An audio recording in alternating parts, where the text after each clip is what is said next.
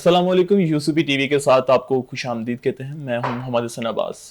नाज़रीन, खुराक, ग़िज़ा या जो भी फूड हम कंज्यूम करते हैं हमारी सेहत और ग़िज़ाइयत के लिए बहुत ज़रूरी है। लेकिन क्या हम कभी ये सोचते हैं कि जो ग़िज़ा या फूड कंज्यूम हम कर रहे हैं वो सेफ़ है भी या नहीं?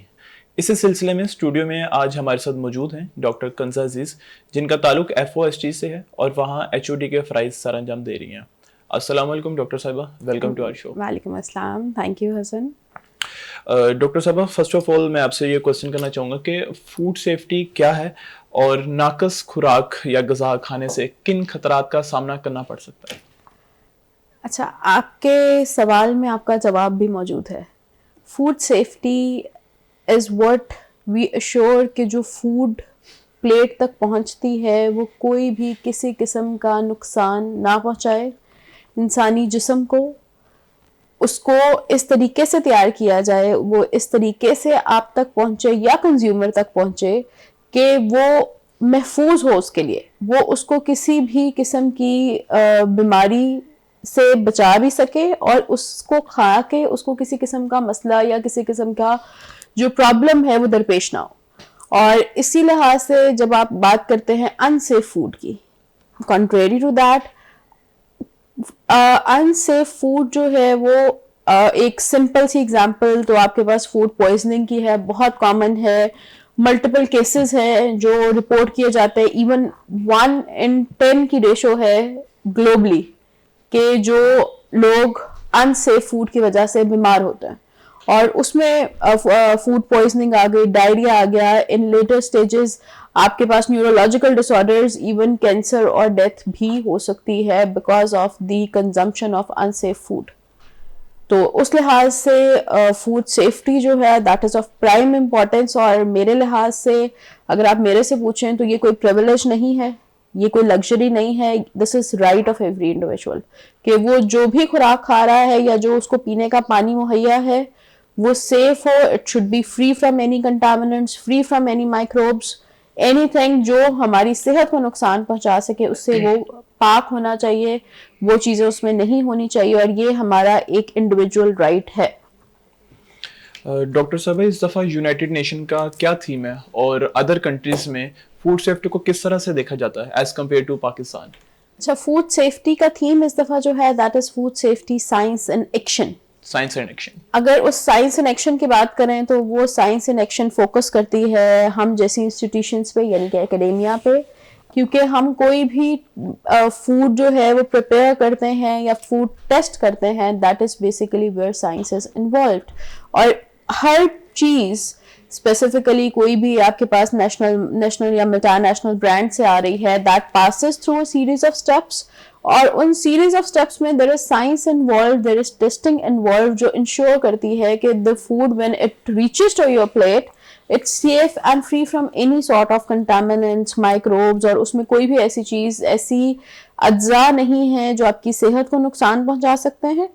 तो that is what science is.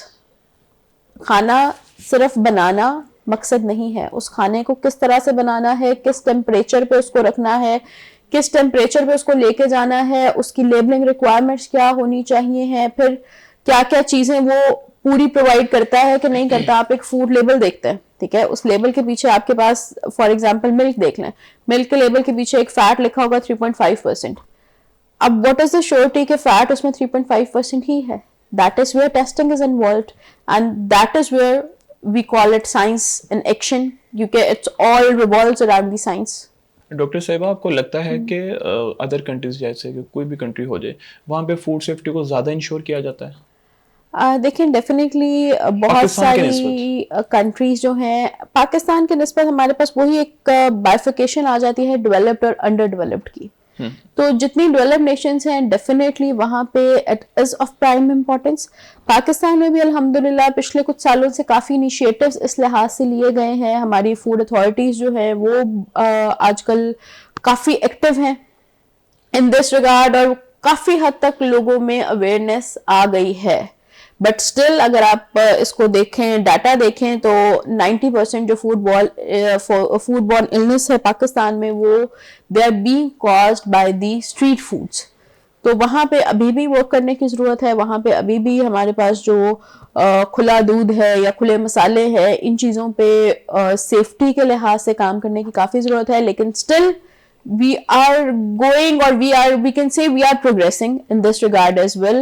At least हमारी जो MNCs हैं या restaurants वगैरह हैं, they have an idea now about what food safety is and how they can ensure. Doctor साहब, वाटर बॉर्न डिजीजेस वो भी इसी में आ जाती हैं? जी बिल्कुल, water borne diseases, food borne diseases, definitely जो चीज़ आप खा रहे हैं या पी रहे हैं, in one or the other way, that is being ultimately being part of your body, और वो किसी भी किस्म के आपको मसाइल से दो चार कर सकती है और मसाइल से बचा भी सकती है। डॉक्टर साहब, कितने लोग फूड सेफ्टी के कॉन्सेप्ट से वाकिफ हैं? कितने लोग, क्या रेशो चल रही है अभी? रेशो जो है, रेशो इज फूड सेफ्टी का कॉन्सेप्ट और उसकी depth, they are two different things. हम सब की कोशिश होती है, हम अगर अपने बच्चों को कोई चीज़ खिलाएं या हम कोई चीज़ लें वो साफ हो, ठीक है।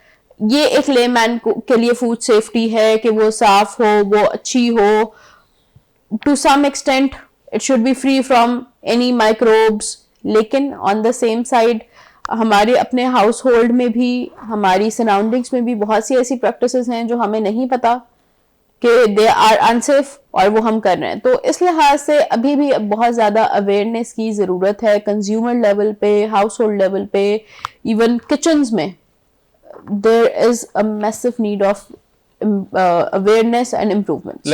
हमें चाहिए कि हम पब्लिक सर्विस मैसेज के थ्रू इसको स्प्रेड करें। इसके अवेयरनेस के बारे में बताएंगे, किस तरह से ये स्प्रेड करती है और इससे किस तरह से बचा जा सकता है। बिल्कुल ऐसे ही है, और किस तरह से हम अपनी खुराक को, अपने खाने को इन चीज़ों से बचा सकते हैं, और उनको बचाएंगे तो ultimately we are saving, protecting ourselves. Doctor साहब, ऐसे कौन से रूल्स हैं फूड सेफ्टी के लिहाज से जो हमें होटल्स और घर में फॉलो करने चाहिए, जो बेसिक रूल्स होने चाहिए फूड सेफ्टी के? अच्छा, हमारे पास कुछ simple there are very many rules और वेरी मेनी सिस्टम्स। होटल्स की हम बात करते हैं तो वो एक एंटायरली डिफरेंट आ जाता है कि आपको बहुत सारी चीज़ें जो है फॉलो करनी है, बहुत सारे सिस्टम्स जो है फॉलो करने हैं। उन्हीं में से कुछ चंद एक चीज़ें मैं अभी डिस्कस कर लेती हूँ। एक बड़ा इंपॉर्टेंट प्रिंसिपल है फीफो का, that is first in first out. First in first out का क्या मतलब है? ये इंडस्ट्री में भी अप्लाई होता है, होटल्स में भी अप्लाई होता है, और आपके घर में भी अप्लाई होता है। मतलब इसका ये है कि आप जो चीज़ पहले लेके आए हैं, अगर आप एक चीज़ कल लाए हैं और एक चीज़ आपने 10 दिन पहले ला के रखी हुई है, इट्स ऑफ सेम, से फॉर एग्जाम्पल रेड चिलीज है, तो आप जो यूज़ करेंगे, वो जो आप पहले लाए हुए हैं उसको पहले इस्तेमाल करेंगे। That is the principle of first in first out, FIFO हम इसको कहते हैं। उसका ये मकसद होता है कि आपकी कोई भी चीज, फॉर एग्जांपल आपने स्टॉक लेके रखा हुआ है, तो आपका जो पिछला स्टॉक है डेफिनेटली उसकी एक्सपायरी पहले होगी। एग्जैक्टली, ठीक है ना। तो जब आप वो यूज करेंगे तो you can protect the losses, और इवन यू कैन इंश्योर कि जो चीज आप खा रहे हैं that is in a good state. तो एक ये यूज होता है। फिर इसके अलावा हमारी पब्लिक को यूज बाय और बेस्ट बिफोर में डिफरेंस नहीं पता। इवन बहुत सारे लोग देखते भी नहीं हैं कि what is the expiry date, या उस पे लेबल पे क्या डेट लिखी हुई है। और बहुत सारी मार्केट्स में आप देखें तो expired products are being sold even near to expiry. बहुत सारी शेल्फ्स ऐसी हैं जिन पे डिस्काउंट ऑफर्स लगी होती हैं just for the products which are near to expiry. तो उसमें जब हम यूज बाय पढ़ते हैं तो यूज बाय का मतलब है कि ये इस डेट तक यूज करें, इसके बाद it is not safe to use. फिर अगर कहीं पे बेस्ट बिफोर लिखा हुआ है तो बेस्ट बिफोर का मतलब ये है कि इस डेट तक it is good to use, इसके बाद अनसेफ नहीं है, वो आपको नुकसान नहीं पहुंचाएगा, लेकिन उसमें चेंजेस आ सकती हैं, उसका कलर चेंज हो सकता है, उसमें कुछ टेक्सचरल चेंजेस आ सकती हैं, मतलब उसमें चेंजेस आ सकती हैं, लेकिन वो अनसेफ नहीं होगा। But when you talk about use by, it means कि इसके बाद the food is unsafe to consume, you do not have to consume. फिर एक कॉन्सेप्ट क्रॉस कंटामिनेशन का हमारे घरों में बहुत कॉमन है। We should be having separate items. एक तो आपका कुक्ड और raw, that should be placed clearly separate. इसमें स्पेशली जब हमारे पास मेजर फूड बॉर्न रिस्क आता है वो मीट में आता है। अभी बड़ी ईद गुजरी है तो हम खुद भी देख सकते हैं कि हमारे घरों में क्या हमारी जो नाइफ्स हैं गोश्त के लिए वो सेपरेट हैं, which we are using for the fruit or we are using the same ones, हमारे कटिंग बोर्ड सेपरेट हैं। देन हमारी बास्केट्स जो हैं जो फ्रूट के लिए, क्योंकि फ्रूट आपने रॉ कंज्यूम करना, ठीक है ना, वेजिटेबल कुछ आप कुक करते हो, कुछ आप रॉ कंज्यूम करते हो, फ्रूट तो आप कुक नहीं कर रहे, उसको कोई हीट ट्रीटमेंट नहीं जा रहा। तो जब आप सेम बास्केट्स या सेम इक्विपमेंट यूज करते हो for meat and for fruits, तो there is a high risk of cross contamination, जिसकी वजह से फूड बॉर्न इलनेसेस का चांस बहुत ज्यादा बढ़ जाता है। फिर टेम्परेचर के लिहाज से चावल घर में पकते हैं, सबके घरों में पकते हैं, तो उसमें हमारे यहाँ प्रैक्टिस ये होती है कि हम कहते हैं कि अच्छा दोपहर को बनाए हैं तो रात तक तो पड़े ही रहेंगे, उसके बाद फ्रिज में रखेंगे।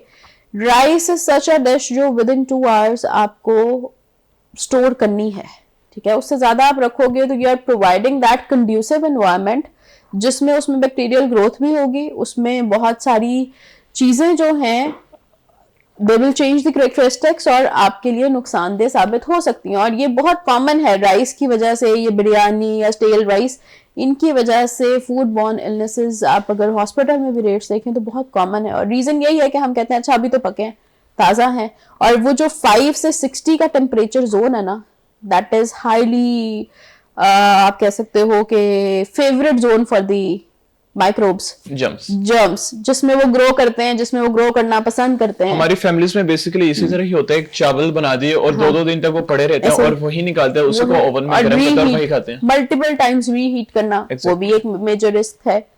दूसरा डॉक्टर साहब एक चीज मैं आपसे दोबारा पूछना चाहूंगा, एक्सपायरी डेट और जो मैन्युफैक्चरिंग डेट है, अब काफी लोगों को इसके बारे में नॉलेज नहीं है।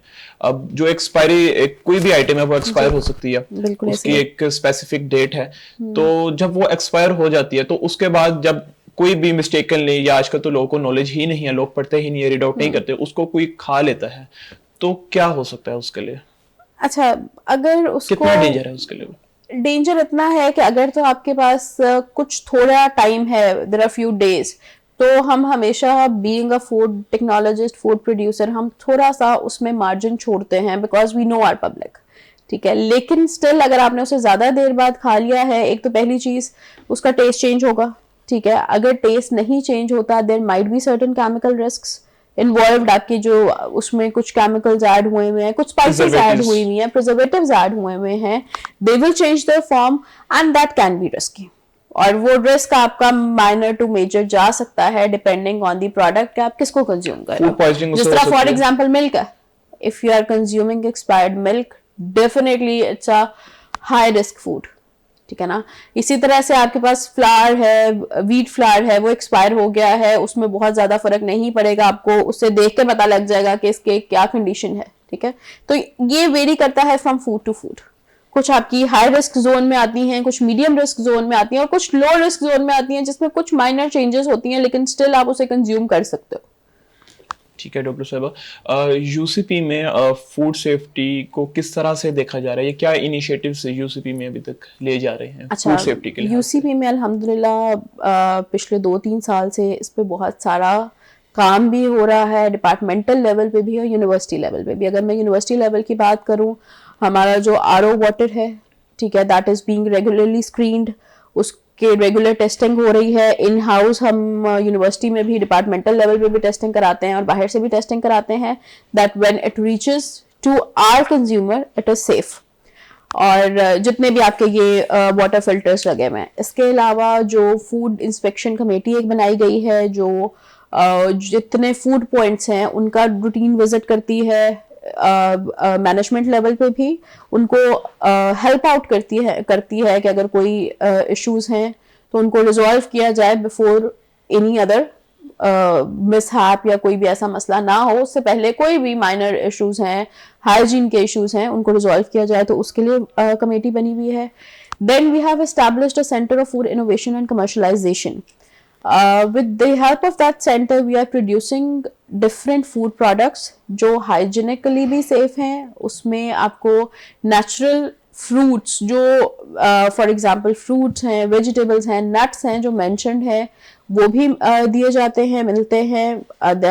It is आप कह सकते हो कि nutritionally nourishing food जो है वो provide करने की कोशिश कर रहे हैं। और वो ऑनलाइन भी एनोवेरा के नाम से पेजेस अवेलेबल हैं जहाँ पे वो चीज़ें अवेलेबल हैं और परचेज की जा सकती हैं।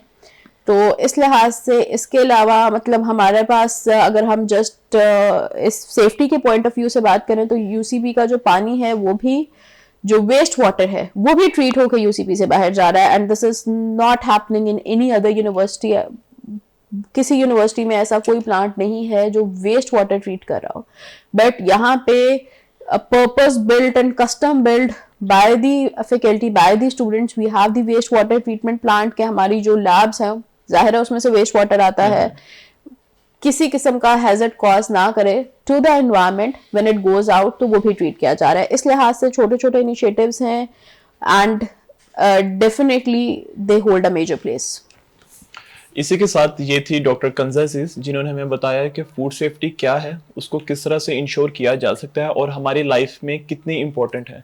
डॉक्टर साहबा, लास्ट पे ऑडियंस को आप एक क्या मैसेज देना चाहेंगी? मेरा मैसेज वही है जिससे मैंने बात स्टार्ट की थी कि food safety is not a privilege, safe bite is our right and we should work for that right and we should demand that right and by demanding it we can ensure कि हम अपने जो sellers हैं या retailers हैं उनको भी थोड़ा सा सेंसिटाइज कर दें कि what we need a safe food. Thank you so much doctor साहबा आपके टाइम के लिए।